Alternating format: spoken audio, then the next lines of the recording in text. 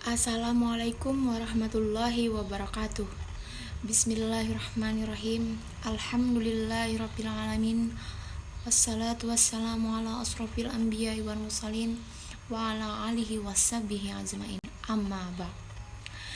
Perkenalkan, nama saya Annisa dari kelompok 1. Pada kesempatan hari ini saya akan membahas tentang Islam sebagai way of life. Adapun beberapa pembahasan tentang Islam sebagai way of life. Yang pertama, definisi, tujuan, dan fungsi. Yang kedua, sumber ajaran Islam. Dan yang ketiga, ruang lingkup ajaran Islam. Dan yang keempat, karakteristik ajaran Islam. Kita langsung yang pertama, definisi Islam.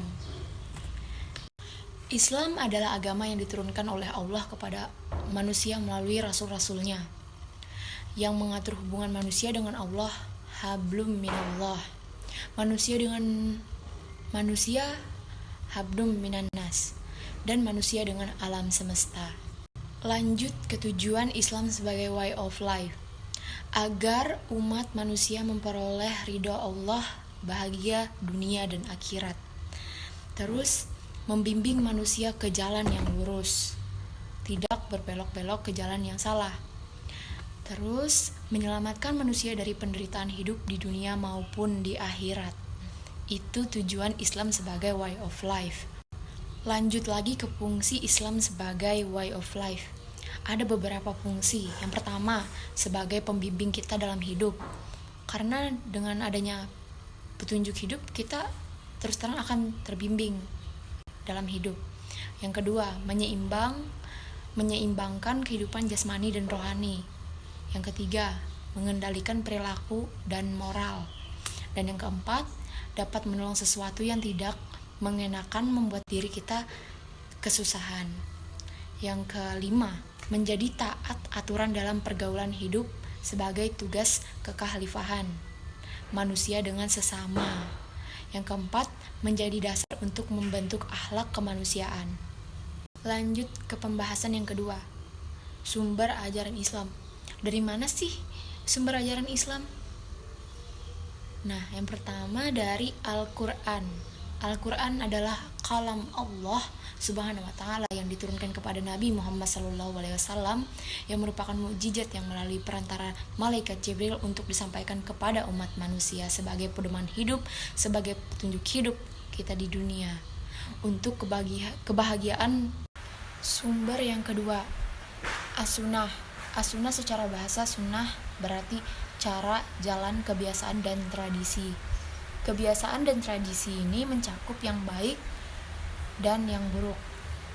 Sunnah juga diartikan sebagai sabda, perbuatan, dan persetujuan yang berasal dari Rasulullah SAW. Secara istilah, sunnah ialah segala berita atau kabar, segala perbuatan, perkataan, dan takrir, yang artinya keizinan atau pernyataan Nabi Muhammad SAW. Sumber yang ketiga, ijtihad. Ijtihad memiliki arti kesungguhan, yaitu mengerjakan sesuatu dengan sungguh-sungguh dari niat dalam hati. Dan yang keempat, izmak. Izmak berarti menghimpun, yang berarti mengumpulkan atau bersatu dalam suatu pendapat. Dengan kata lain, ijma' merupakan konsensus yang terjadi di kalangan para mujtahid terhadap suatu masalah sepeninggal Rasulullah SAW, terhadap suatu syariat mengenai suatu peristiwa. Dan yang kelima, qiyas. Qiyas berarti menetapkan hukum suatu peristiwa yang belum memiliki status hukum dalam Al-Quran dan Sunnah, dengan mempersamakan hukum suatu peristiwa tidak akan lantaran ada persamaan hukumnya dengan kedua peristiwa tersebut. Lanjut ke pembahasan yang ketiga, yaitu ruang lingkup ajaran Islam.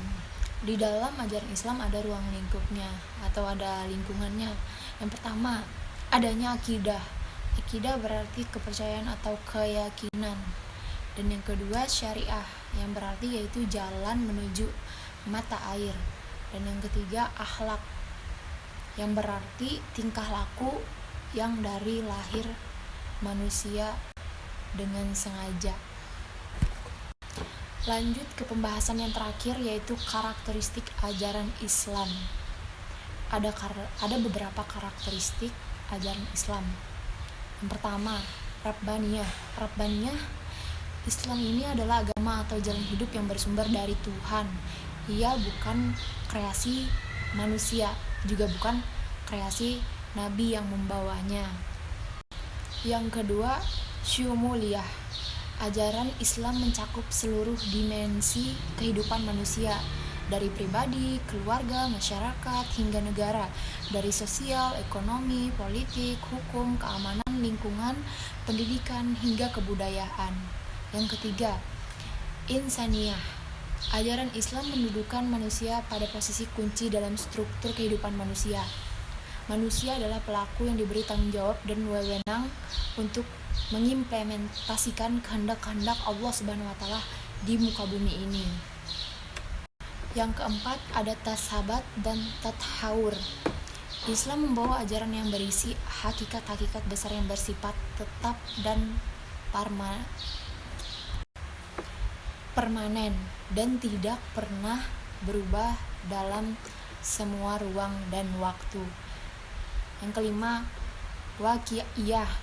Ajaran Islam diturunkan untuk berinteraksi dengan realitas objektif yang nyata-nyata ada sebagaimana ia adanya. Yang keenam, ini yang terakhir, Izabiyah. Ajaran Islam mengajarkan untuk bersikap positif dan menjalani kehidupan sebagai lawan dari pesimisme dan fatalisme. Sekian dan terima kasih. Mungkin ini saja yang dapat saya sampaikan pada pembahasan di dalam video ini. Semoga bermanfaat. Wassalamualaikum warahmatullahi wabarakatuh.